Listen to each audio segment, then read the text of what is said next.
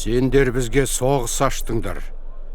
Соның кесірінен біздің әйелдер қара жамылып, ал балалар жетім қалды.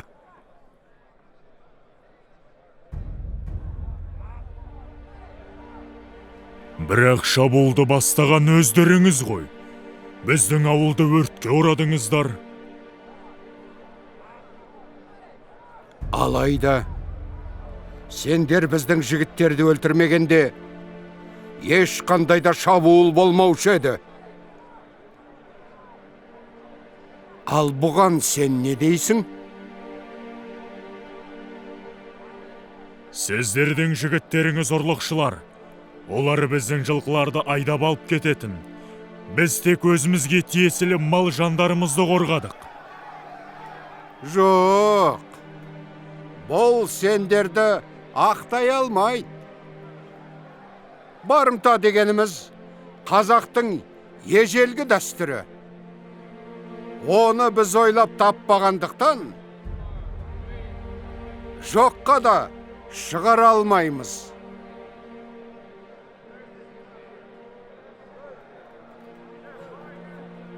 Ал барымта болмаса, жігіт өзінің болмысын қалай көрсете алады? Батылдығы мен айбындылығын? Қыздың алдында басқа несімен мақтан алады?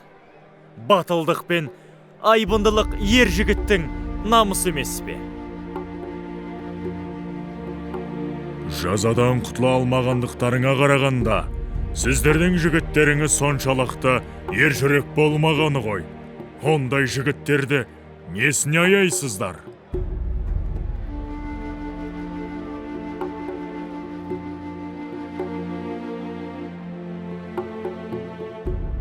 Сендер мақтауға лайықты ата-аналардың балаларын өлтірдіңдер. Олар жақындар үшін өштерін алған кезде сендер бізге соғыс аштыңдар. Қаншама жазықсыз жандардың қанын төктіңдер. Осындай айыпқа қандай жауап қайырасың? Соғыс отын біз тұтатпағандықтан, мен ол үшін кешірім сұрамаймын. Одан да тездетіп, дұрыс деп шешкен әрекеттеріңізді жасаңыздар. Өлім! Жауға өлім! Өлім! Өлім!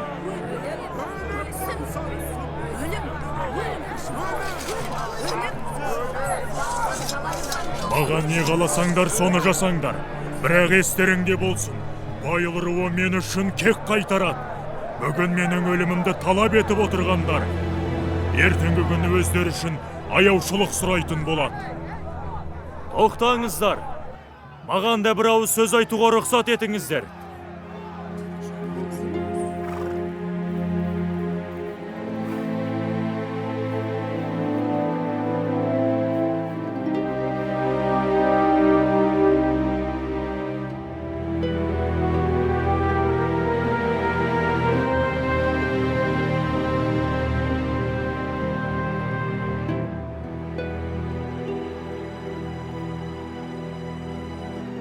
Мен Жағалбайлы руындағы Базарбайдың ұлымын. Сіздерге бір-екі ауыз сөз айтуға келдім. Мынау сол жайықтың жағасында біз бекер күткен Жағалбайлы руы ма?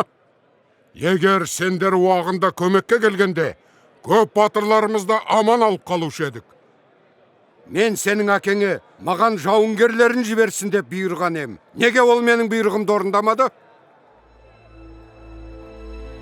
Мен сіздерге әкем үшін жауап беруге келгенім жоқ. Ол туралы әкемнің өзінен сұрау керек. Оны мен несіне сөйлесеміз? Бұл сатқынмен мүлде сөйлесудің қажеті жоқ. Алдияр, сенің бір ауыз сөзің болса болды. Мен әлгі Базарбайды алдыңа сүйреп әкеліп берем. Қырсық қойдай арқандап тұр. Бекежан, байқап сөйле.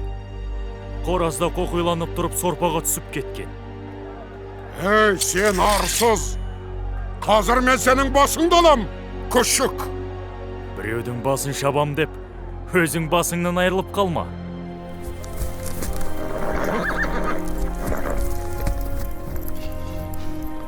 Тоқта, Бекежан, ашуға берілме.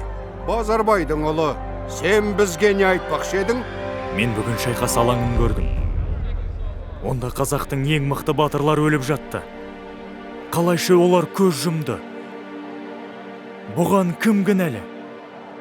Сіздерге келсем, жеңістеріңізді тойлап жатыр екенсіздер. Сонда сіздер кімді жеңдіңіздер? Әкелеріңіз бір-біріне қонаққа барған кезде далада бірге ойнаған балаларды ма? Үйлеріңізге құдаласуға барғандарды ма?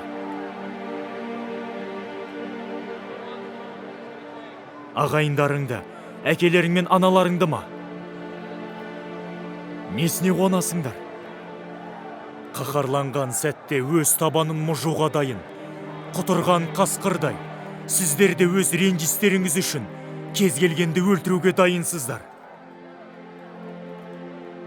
Ойланыңыздар.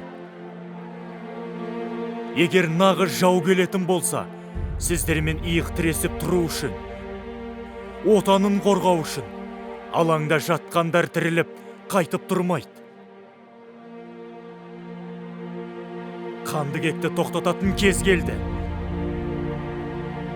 Бір-бірлеріңізбен шайқасты доғарыңыздар.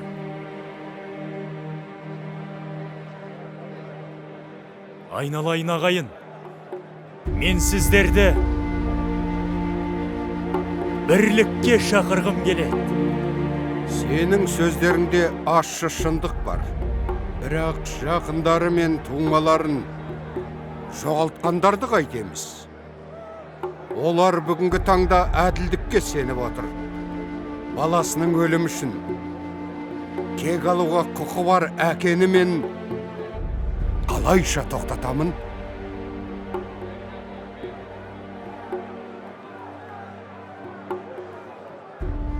Ал сен мына әкелерден сұрадың ба? Кек алу үшін бабаларының, қыздары мен немерелерінің өмірін құрбан етуге дайын ба? Олардың ашулары келесі ұрпаққа да бақытсыздық пен зардап болып жалғасқанын қалай ма? Өздері кешкен қайғыны ұрпақтарына тілей ме екен?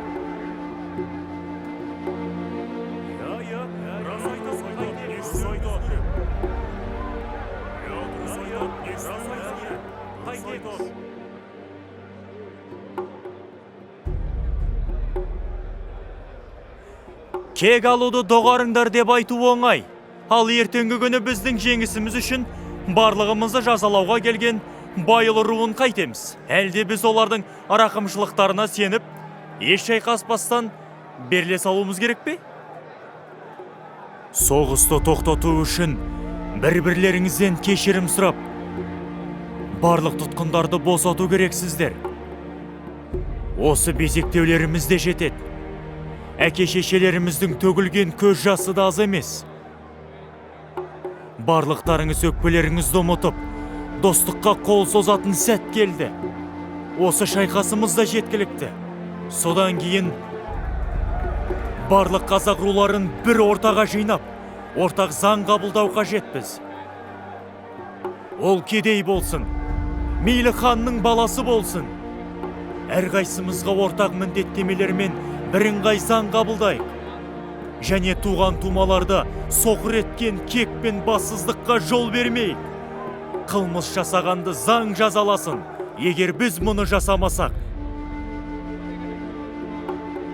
Біздің көршілер жауларымыз да бір-бірлерімізбен ұрыстырып, бізді жеке-жеке қыратын болады. Сонда жер бетінде бірде-бір қазақ қалмайды. Міне, менің айтарым осы. Ойланыңыздар, ағайын. Ойланыңыздар.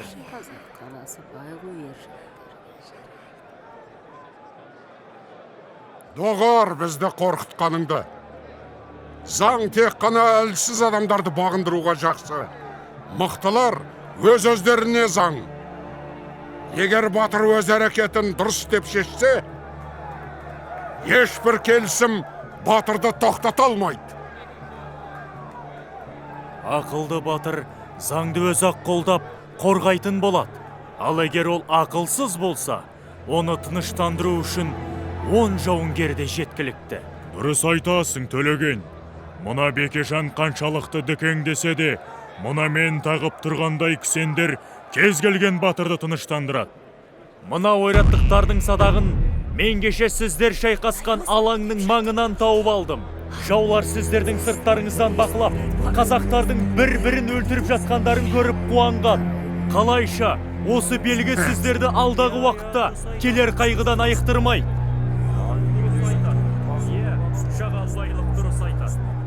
Төлеген, мен сені тыңдап, осындай ақылдылды тәрбиелеген әкеңе қызығып тұрмын.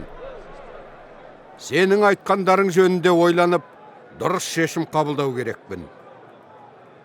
Бекежан, жауынгерлерді барлауға жібер.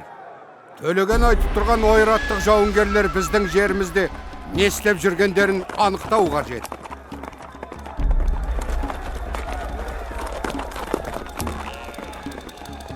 Барлық тұтқындарды босатып, маған Біршімбайды шақырыңдар. Мен онымен сөйлескім келеді.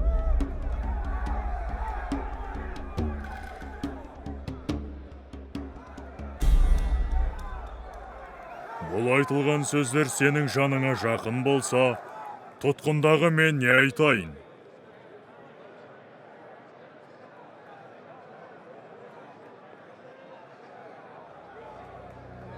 Төлеген, сені маған бір Алланың өзі жіберген болар.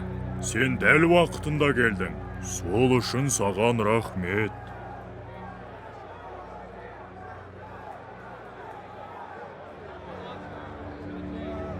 Иә, бұл өте орынды сөздер. Қазақ халқын біріктіру туралы ой маған бұрыннан бері келген еді.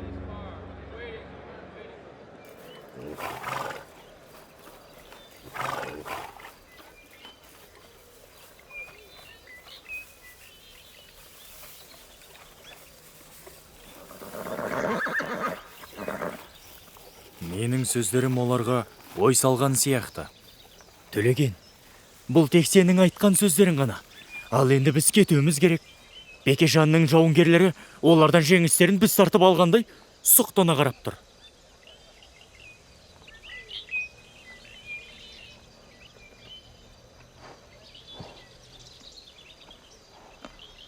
Иә, біз кетеміз. Бірақ әуелі мұна белдікті жоғалтып алған қызды табуымыз керек.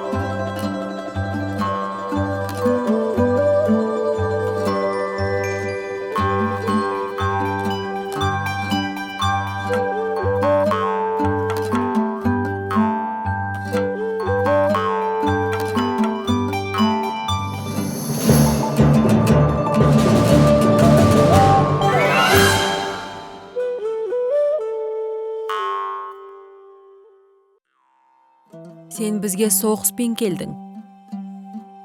Соның кесірінен біздің әйелдер қара жамылып, ал балалар жетім қалды.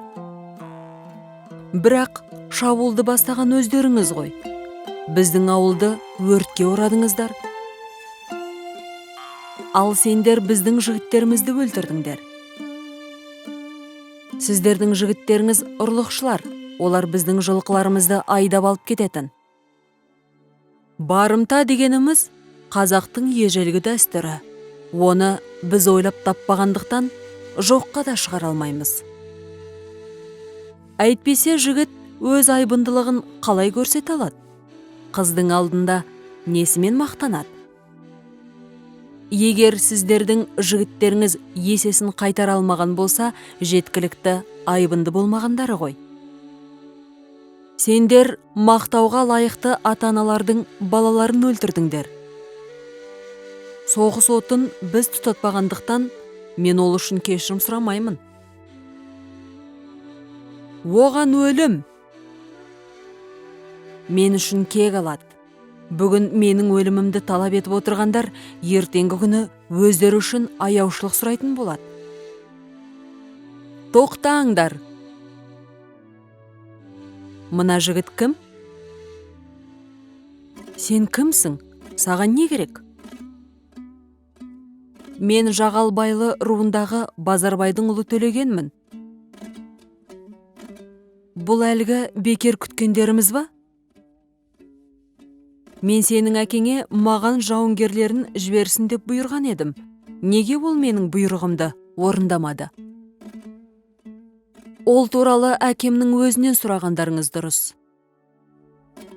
Сарлыбай, сенің бір ауыз сөзің болса болды.